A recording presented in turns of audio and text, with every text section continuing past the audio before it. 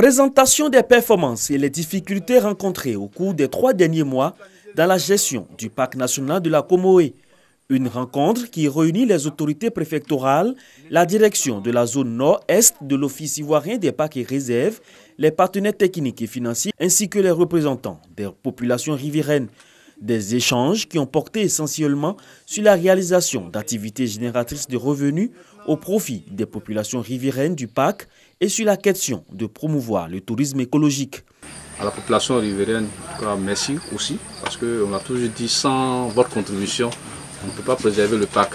On peut déployer toutes les stratégies, toutes les théories de conservation, mais si vous n'adhérez pas à ces stratégies, c'est sûr que tous nos efforts seront vains. On essaiera autant que nous pouvons, avec les moyens que nous avons, d'améliorer vos conditions de vie, comme nous le pouvons.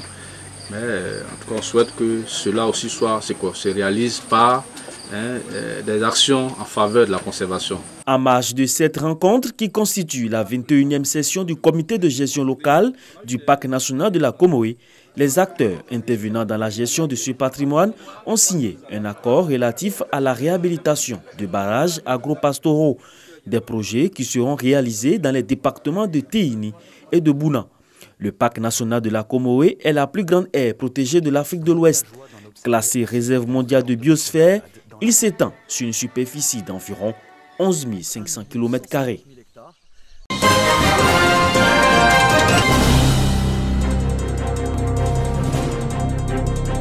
Le directeur du jardin botanique de Nancy et ses guides dans la forêt urbaine de Yamoussoukro, les 218 hectares de cette réserve naturelle, ses lacs et cours d'eau sont passés au peigne fin.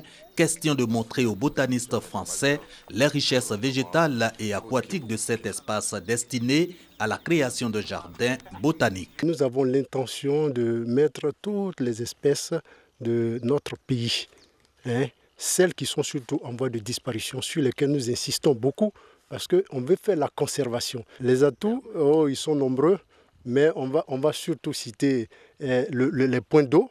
Préservation des espèces végétales avec pour avantage la lutte contre les changements climatiques, le développement du tourisme vert, l'amélioration des conditions de vie des populations.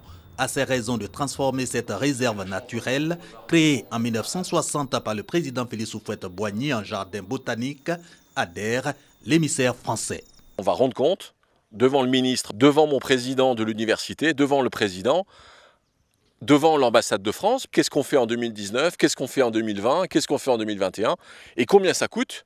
Et puis après, chaque décideur décidera de ce qu'il veut faire. Séance de travail pour explorer les axes éventuels du partenariat et les activités immédiates à moyen et long terme dans la forêt urbaine de Yamoussoukro, puis visite au sous-bois, l'espace reboisé de la basilique Notre-Dame de la Paix, comme pour montrer le savoir-faire ivoirien en matière de reconstitution de la forêt.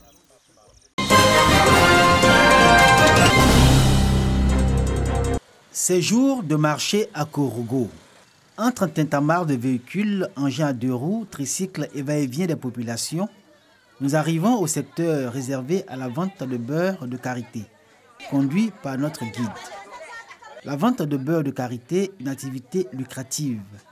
850 francs CFA le prix du kilogramme. Le beurre de karité associé à beaucoup de choses. On peut se masser avec, c'est très bon.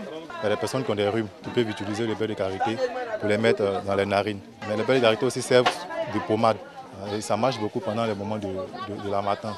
Sur le marché du karité, on trouve tous ceux qui, directement ou indirectement, tirent bénéfice de l'activité de vente de beurre de karité. Depuis le vendeur de carton pour emballage, jusqu'au conducteur de tricycle qui transporte le produit des lieux de fabrication jusqu'au marché. Les vendeuses, chose frappante, sont d'un certain âge. Elles arrivent de toutes les contrées des régions du Poro, Kyologo et Bagoué en ce jour de marché où les attendent les grossistes avec qui elles sont en partenariat. Ça marche bien, ça marche. Elle a mis son enfant à l'école, mais elle n'a pas encore construit. S'il n'y a pas assez de dépenses, dans 3 ans, elle peut construire. Nous on est là, si tu viens, tu dis tu veux beurre de qualité, on va derrière eux, on achète, on cherche pour venir te donner. La fabrication du beurre de karité dans cette partie septentrionale de la Côte d'Ivoire est une tradition. Pour s'en convaincre, direction Korogo, précisément Natio Kobadara.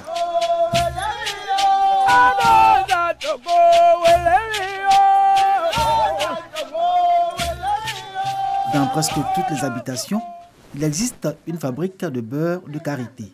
La production est encore artisanale, contraignante même, et nécessite de gros efforts physiques. Le processus en lui-même est long et fastidieux. La noix de karité transformée en beurre obéit encore à Korogo aux méthodes traditionnelles dans un contexte de pénibilité du travail. C'est un travail qui est vraiment dur.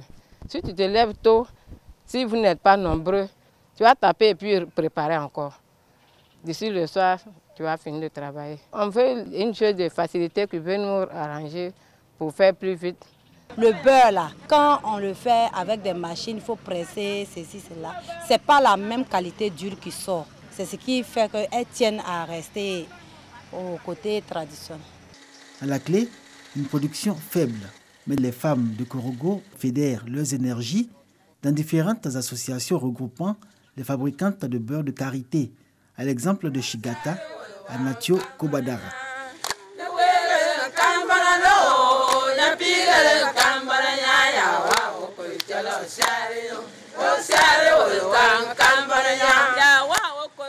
Shigata est un regroupement de 135 femmes qui, individuellement, savent produire le beurre de karité. Toutes partagent la même conviction. Le karité, moyen d'autonomisation de la femme, est facteur de réduction de la pauvreté. Shigata produit chaque jour une tonne de beurre de karité conditionné sur place pour la commercialisation. Le malaxaï, là, ça nous fatigue. Si tu t'accroupis, tu peux faire 2 heures de temps avant que la couleur se change. Nous, on voulait faire appel à l'État de nous voir si on pouvait avoir des machines pour remplacer le malaxaï. Il faudrait qu'on mette en place une bonne politique pour pouvoir aider ces braves dames à valoriser notre beurre. Si on peut aller de-là même de la sous-région, ça sera très très intéressant pour le pays. Des freins et des obstacles encore à lever. Malgré le soutien aux femmes de Shigata, des partenaires au développement comme la FAO, le PNUD et ONU Femmes. C'est d'abord l'outil de production qui n'est pas en cohérence avec l'ambition et le rêve des femmes de Shigata. Ensuite, la coopérative elle-même, mal structurée et dont l'organisation ne laisse entrevoir aucune vision. Enfin, l'absence d'une stratégie de commercialisation. Toute chose qui retarde la labellisation du karité produit à Korogo, pourtant de qualité. On vend sur le grand marché de Korogo. Les Burkinabés qui viennent acheter avec nous, les Maliens, on produit beaucoup, mais on ne peut pas vendre ça à l'extérieur. Donc si nous sommes certifiés, on peut vendre notre beurre à l'extérieur.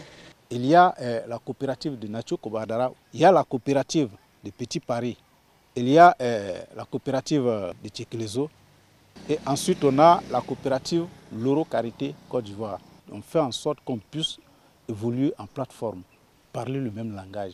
Sinon c'est compliqué. Le karité, une spéculation importante dans la région de Korogo que l'on tient dans les milieux traditionnels pour nourriture des génies. En cela que l'on ne trouvera nulle part un champ de karité. Pour autant, le secteur du karité, depuis le ramassage des noix en brousse jusqu'à la transformation en beurre, est un créneau porteur. Reste maintenant à relever le défi de la transformation qui passe nécessairement par la modernisation de l'outil de production.